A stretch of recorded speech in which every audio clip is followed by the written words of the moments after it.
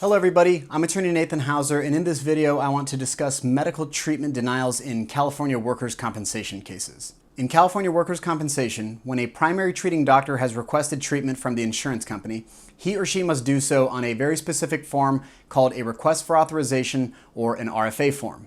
Until that RFA form is submitted to the insurance carrier, the insurance company will not necessarily need to act on a treatment request.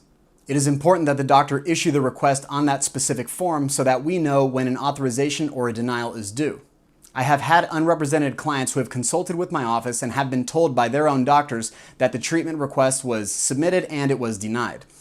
And then when I become the attorney of record on the case and I request all of that doctor's medical records and treatment requests, I learned that the request was never actually submitted to the insurance company. Now, doctors' offices make mistakes, but when it comes to medical treatment, especially early on after an injury, it is imperative that somebody is keeping track of what is being requested and when it's being requested. California law requires that an insurance carrier act on a request for authorization within 5 business days or 7 days total. If the insurance carrier has not approved or denied the treatment within those 7 days, then any denials that are later issued on the case are untimely or invalid in the eyes of the law. If the doctor has submitted the request for authorization with sufficient evidence to support the treatment request and the denial is late, then a judge can order that the treatment be authorized. Now, if the insurance company denies the treatment timely, that it is done within those 7 days, the injured worker must then submit a request for independent medical review for that specific treatment. This is the injured worker's only opportunity, in essence, to appeal a treatment denial. If that denial is not appealed,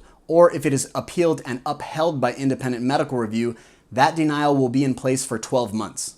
If you have received a copy of a request for independent medical review, or the form that appears on the screen, it is imperative that you take action now.